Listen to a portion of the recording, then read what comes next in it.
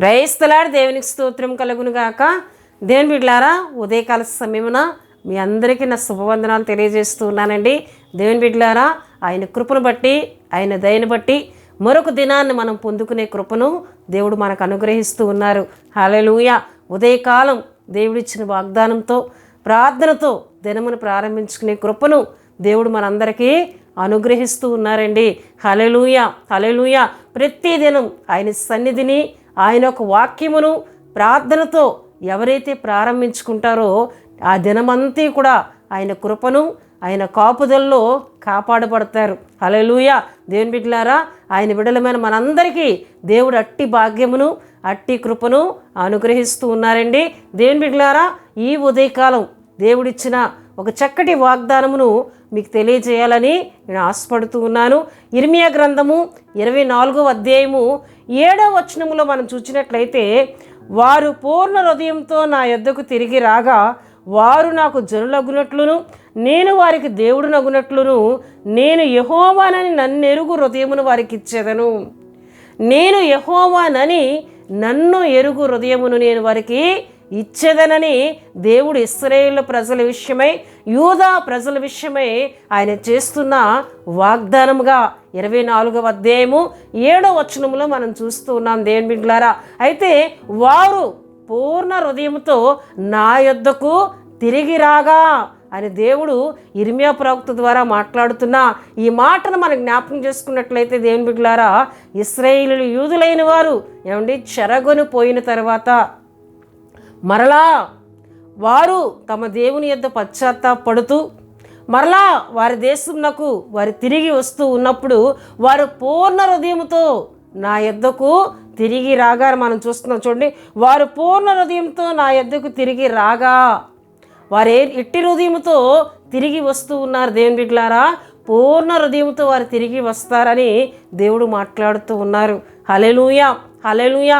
ఎందుకంటే ప్రియదేవుని బిడ్డలారా, బబులోను రాజ్యములో చెరలో వారు ఉన్నప్పుడు అక్కడ బానిసత్వమును వారు అనుభవించారు, నెమ్మదిలేని పరిస్థితులను వారు అనుభవించారు. అక్కడ వారికి స్వతంత్రత లేదు, అక్కడ వారికి స్వేచ్ఛగా తిరిగే అనుకూలత లేదు. ఎందుకంటే ఒక బానిసలుగా, దాసులుగా బబులోను రాజ్యంలో వారి కాలాన్ని గడిపారు. ప్రియదేవుని బిడ్డలారా, ఎప్పుడైతే వారు ఇటువంటి శ్రమకు, శోధనకు గురయ్యారో దేవుని బిడ్డలారా, వారు అక్కడ పశ్చాత్తాపడుతూ ఉన్నారు.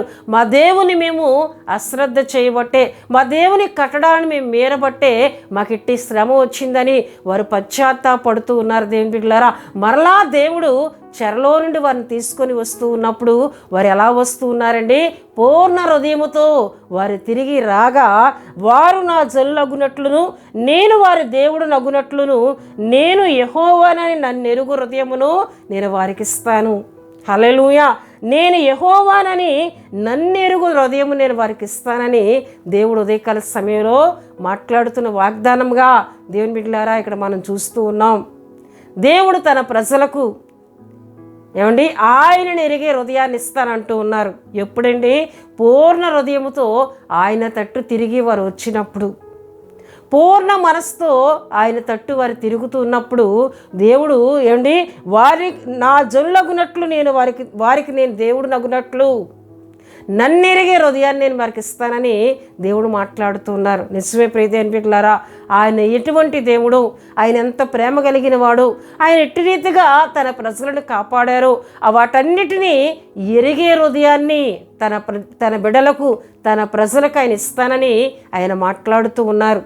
నిజమే దేవుని బిడ్డలారా, ఆయన తన్నెరిగే హృదయాన్ని ఇచ్చే దేవుడు. మానవులముగా ఆయన శక్తిని, ఆయన అద్భుత కార్యములను, ఆయన గొప్పతనమును మనం ఎరగలేని వారము. అయితే ఎరగలేనటువంటి మనకు ఆయన అద్భుత కార్యములు, ఆయన ఏమై ఉన్నారో, ఆయన నిజమైన దేవుడని, ఆయన శక్తి కలిగిన దేవుడని ఎరిగే హృదయాన్ని దేవుడు మనకి ఇచ్చారు. ప్రియదేవుని బిడ్డలారా, హల్లెలూయా, హల్లెలూయా. ఆయన మనకి ఇవ్వకపోతే మనం తెలుసుకునలేము. ఆయన మనకేమిటి ఇచ్చారండి? తన్ని ఎరిగే హృదయాన్ని ఇచ్చిన దేవుడు.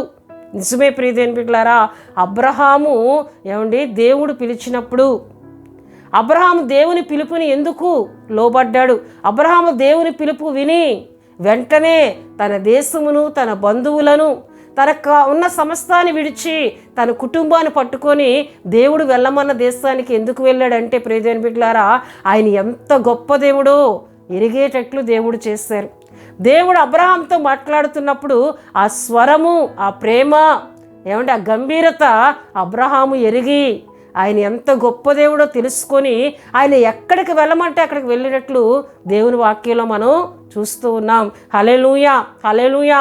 నోవాహును దేవుడు వాడకట్టమన్నప్పుడు ప్రియదేవుని బిడ్డలారా, నోవాహు దేవుని స్వరము విని వాడను కట్టడం ప్రారంభించాడండి. మనుషులందరూ కూడా నోవాహును వెర్రివానిగా చూస్తూ ఉన్నారు, నోవాహును అపహాసం చేస్తూ ఉన్నారు. కానీ నోవాహు విన్న స్వరము అది గొప్ప స్వరము, అదొక అద్భుత కార్యాలు చేసే దేవుని స్వరము. దానిని ఎవరు ఎరిగారండి?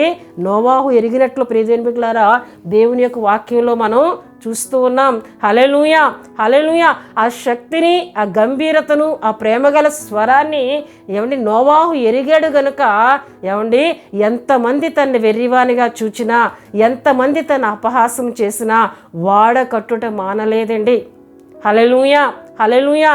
దేవుడు ఎవరికైతే తన శక్తిని ఎరిగేటటువంటి హృదయాన్ని ఇస్తారో, ఎవరికైతే తన ప్రేమను ఎరిగేటటువంటి హృదయాన్ని ఇస్తారో, వారు ఎట్టి శ్రమలు వచ్చినా, ఎట్టి అపనిందలు వచ్చినా, ఎన్ని అపనిందలు వచ్చినా, ఎన్ని అవమానాలు ఎదుర్కొన్నా వారు దేవుని విడిచిపెట్టారండి.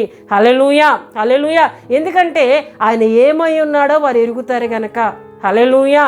దావీదునకు దేవుని బిడ్డలారా బాల్యము నుండియే ఆయన శక్తిని ఎరిగే హృదయాన్ని దేవుడు ఇచ్చారు. ఎందుకంటే దావీదు పూర్ణ హృదయంతో దేవుని స్తుతించేవాడు, పూర్ణ హృదయంతో దేవుని గణపరిచేవాడు. దేవుని బిడ్డలారా గనుకనే దావీదునకు తన్నెరిగే హృదయాన్ని దేవుడు ఇచ్చారండి. హల్లెలూయా. బాల్యములోనే ఏమండి గొల్యాతును జయించే శక్తిని దావీదునకు ఇచ్చినట్లు దేవుని వాక్యంలో చూస్తున్నాం. అంత శక్తి కలిగిన దేవుడని, యుద్ధము యెహోవాదని ముందుకు వెళ్ళినట్లు దావీదులకు అటువంటి అంత ప్రేరేపణ ఎలా కలిగిందంటే ఆయన ఏమై ఉన్నాడో, ఆయన ఎంత శక్తిమంతుడో, ఆయన తనతో ఉంటే ఎటువంటి కార్యాలు జరుగుతాయో దావీదు ఎరిగాడు. ప్రియదేవుని బిడ్డలారా హల్లెలూయా. ఆ ఎరిగే హృదయాన్ని కూడా దేవుడే తనకి అనుగ్రహించారు. ప్రియదేవుని బిడ్డలారా ఆయన మనకు తన్నెరిగే హృదయాన్ని ఇచ్చే దేవుడు. ఎప్పుడు ఆయన ఇవ్వగలరు? ఆయన శక్తిని మనం ఎప్పుడు ఎరగగలం? ఆయన కార్యాలను మనం ఎప్పుడు ఎరగగలం?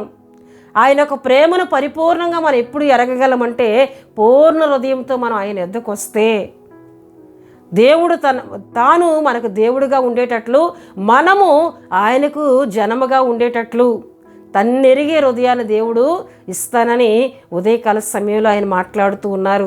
హల్లెలూయా, హల్లెలూయా.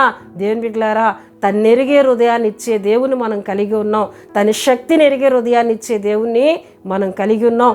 ఆయనను మనం ఎరిగినట్లయితే ఎటువంటి ఆశీర్వాదాలు ఉన్నాయంటే ప్రియదేవుని బిడ్డలారా కీర్తనలు 91, 14, 15, 16లో మనం చూస్తే అతడు నన్ను ప్రేమించున్నాడు గనక నేను అతన్ని తప్పిస్తానని, అంతేకాకుండా అతడు నా నామమును ఎరిగినవాడు గనక నేను అతన్ని ఘనపరుస్తానని దేవుని వాక్యంలో మనం చూస్తున్నాం. అతడు నా నామమును ఎరిగినవాడు గనక నేను అతన్ని ఘనపరుస్తానని దేవుడు మాట్లాడుతూ ప్రియదేవుని బిడ్డలారా ఏమండి శ్రమలో నేను తోడుగా ఉంటానని, విడిపించి గొప్ప చేస్తానని, ఏమండి దీర్ఘాయువును కలుగు చేస్తానని, రక్షణ కలుగు చేస్తానని తన్ని ఎరిగే వారికి దేవుడు ఒక వాగ్దానాన్ని అక్కడ ఇస్తూ ఉన్నారండి. హల్లెలూయా, హల్లెలూయా. ఎప్పుడైతే ఆయన ఎరిగే హృదయాన్ని మనం పొందుకుంటామో మనల్ని ఆయన గనపరుస్తారు, మన శ్రమలో ఆయన మనకు తోడే ఉంటారు, మనల్ని విడిపించి ఆయన గొప్ప చేస్తారు, దీర్ఘాయువును ఆయన కలుగు చేస్తారు, తన రక్షణ మనకి అనుగ్రహిస్తారు. హల్లెలూయా, హల్లెలూయా.